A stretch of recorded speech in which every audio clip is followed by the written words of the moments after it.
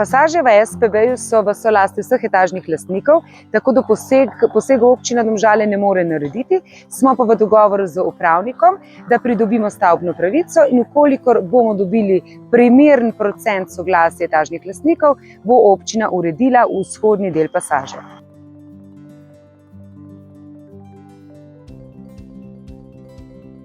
Hvala lepa, da ste omenili Božič in s tem malo ohladili te vroče poletne dni. Jaz verjamem, da pred Božičem se pa bomo lahko brez zapor zapeljali čez Želodnik.